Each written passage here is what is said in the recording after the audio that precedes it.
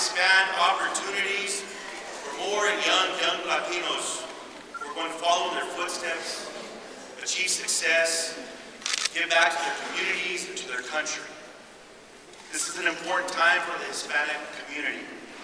As our numbers grow, so must our influence.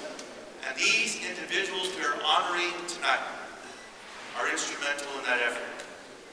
As members of the highest levels of our government, they bring a valuable perspective forged with their experience as Latinos and Latinas. They bring the perspective and the hopes and dreams of our communities. They are the kind of leaders we need to help, who are fighting for us, fighting for working families to get ahead and have their shot at the American dream. Damas y caballeros, ladies and gentlemen, I especially want to thank my colleagues for joining us to celebrate this historic leadership milestone for the Latino community in all of America.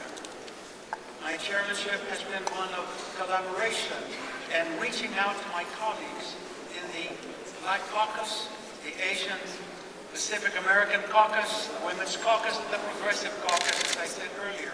Because together we know we are stronger and much more effective, and we will continue to raise that level of working together so that we can make the changes that the whole country is looking for, and that, of course, is a comprehensive immigration reform.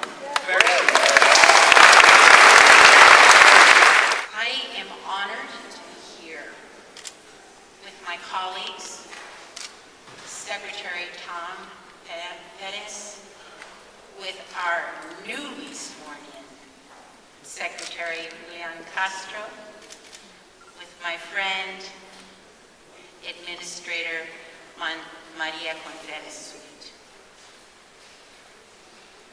I would be remiss if I didn't say that all of us up here stand on the shoulders of men.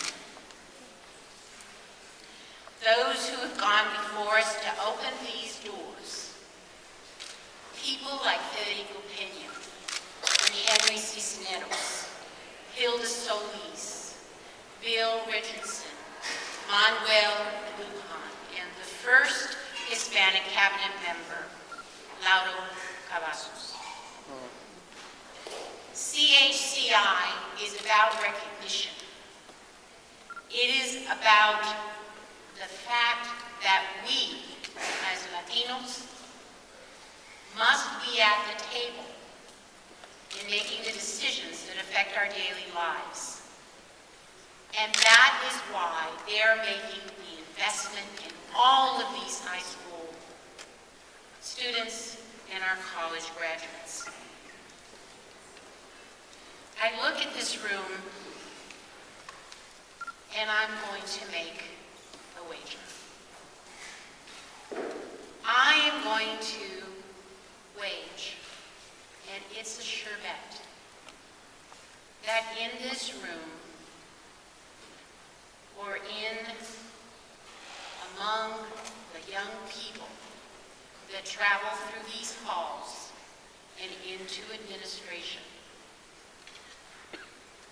there will be the first Latino president of the United States. Estamos. Ay, qué bueno, me gusta, de vez en cuando hablar en español, ¿verdad? Nací en Guadalajara, Jalisco.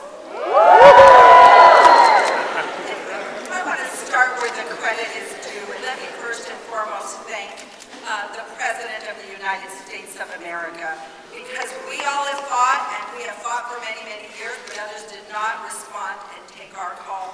This President did. Ladies and gentlemen, give it up for the President of the United States who got us all here. To say that you all know, I mentioned I was born in Guadalajara, Jalisco, and my grandmother always said, someday, mija, although we've been a family of migrant workers, if you play by the rules, and always make sure that you bring other people along.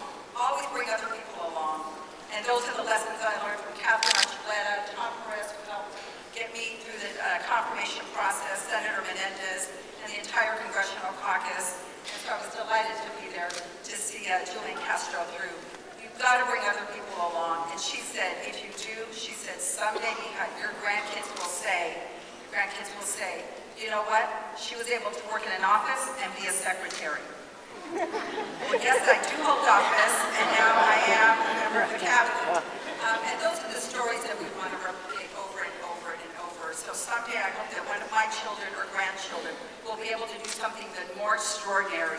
But that in one generation, I could go from being an immigrant to coming here and sitting across the table from the president on his cabinet speaks to why we're all here. And I'll close with this. Because while we're not all the same, we all have the same values, the American exceptionalism. And it's in the American values that we're trying to protect abroad and all around. That's what we export, that's what we're importing, American values. And so, ladies and gentlemen, please let us all work together as one to preserve the social mobility that we can build through ownership and expansion of the middle class. My hope is that Congress will act based on the President's request to provide additional resources, but also the President has been very clear that this is an issue where we need a sensible, compassionate, and also effective solution to the number of unaccompanied minors coming across the border. And my hope is that Congress will act and that the President, as he has said, will consider executive action that is appropriate.